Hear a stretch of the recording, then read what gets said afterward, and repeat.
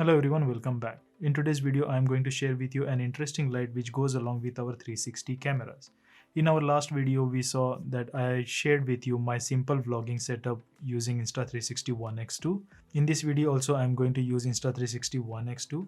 I am not going to build the whole setup again, but instead I am just going to share with you how I mount the light with my vlogging setup. Okay, so before I show you the light, I would like to say that light is already in the frame since the beginning of the video. Did you guys notice it? No? Okay, let me show you.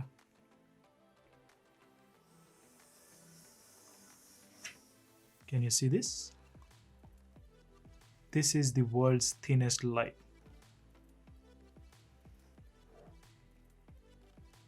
Oh. I'm so excited to show you this. See this?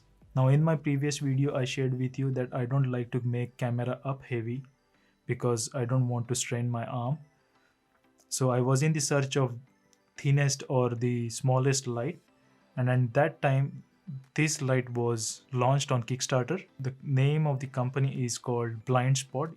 I guess it's a UK based company, and this light is called Crack Light. As you can see, it's thin as crack. Now this light is powered by USB and there is no battery, there is no controller. That's the reason this light weighs only 19 grams.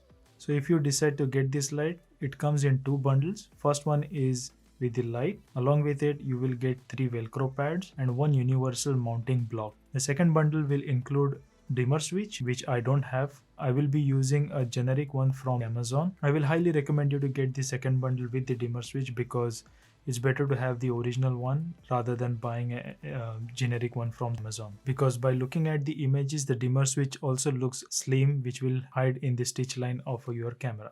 This light will cost you around $45 for the basic bundle and $75 if you go with the dimmer switch. Now why this light is perfect match with our Insta360 One X2 or GoPro Max? Because this light is also waterproof, same as our 360 cameras. So if you have a USB Type-C phone, you can power this light with your phone as well.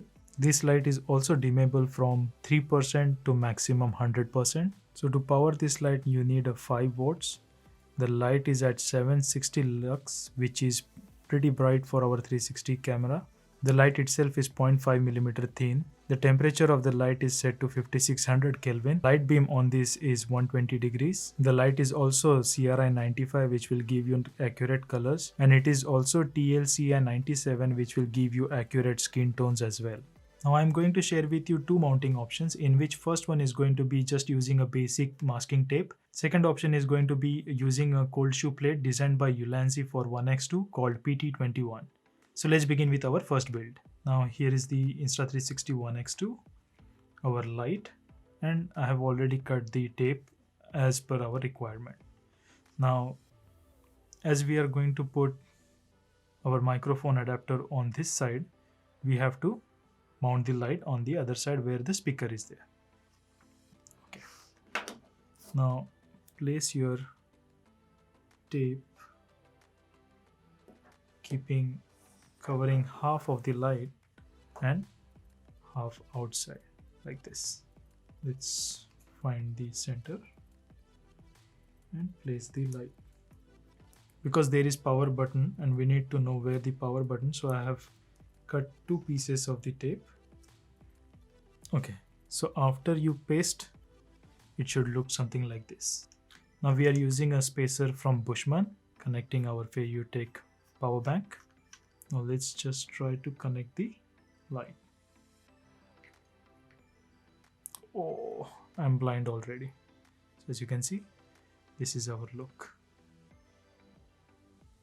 Now as I mentioned, I don't have the dimmer switch, so I will be using a separate dimmer switch. But this is not that safe because it's wobbling a little bit. So you have to mount the tape properly. I cannot do cable management on this small setup, but if you are using a bigger selfie stick, full-size selfie stick, then this covers the whole length of the selfie stick. Now let's power on and check how this looks and see how much light bleed we are having on our lenses. So I will switch off this light.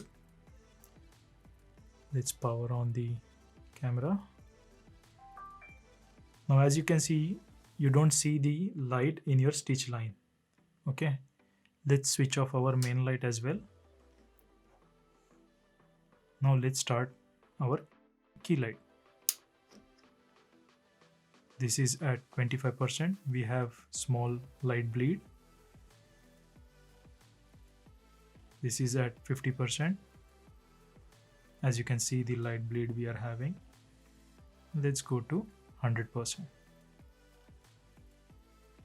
But I'm pretty sure you won't be keeping the light at 100%. So let's keep it at 50%. Yeah, I think so. This much is fine.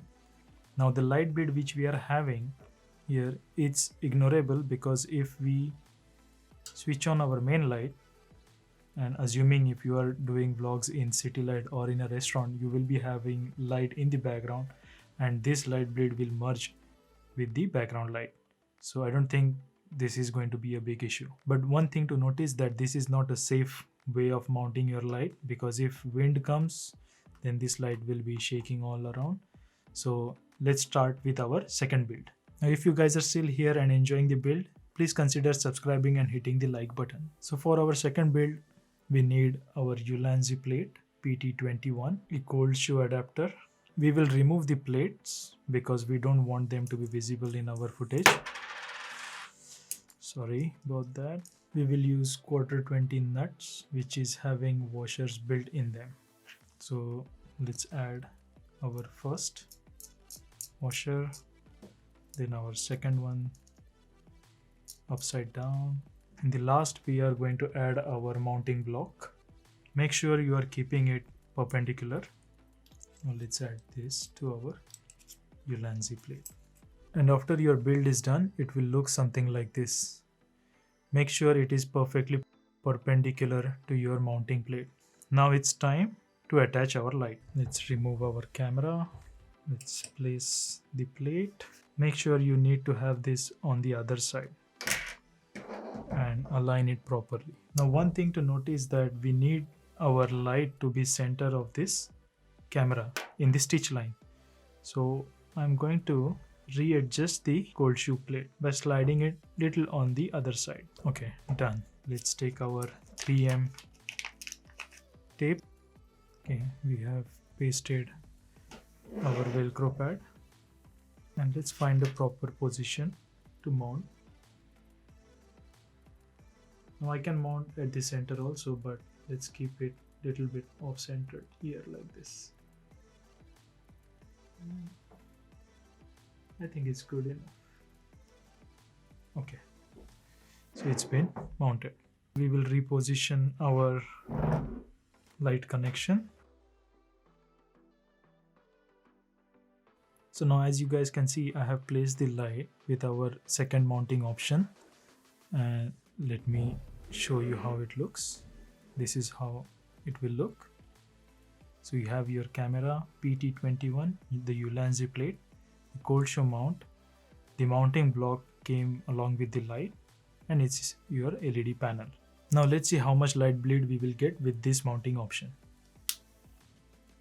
So as you can see, this is 25%. Let's go to 50%.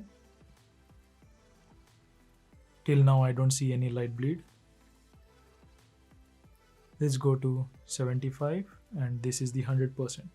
Let's turn off our main light. Let's switch off fill light, and this is the output we are getting.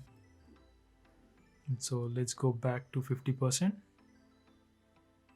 So looking at my face, I think 50% light is good enough.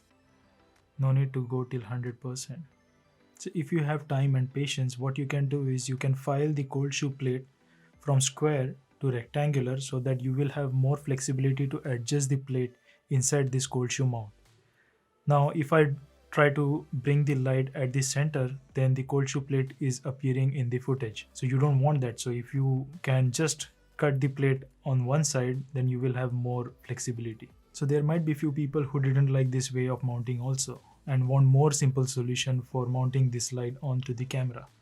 So what another recommendation I have is get your mic adapter, attach a USB Type-C to USB-A cable. Assuming you will buy the bundle, place the dimmer switch in the middle, plug your light, and just straight way is mounting the light onto your camera.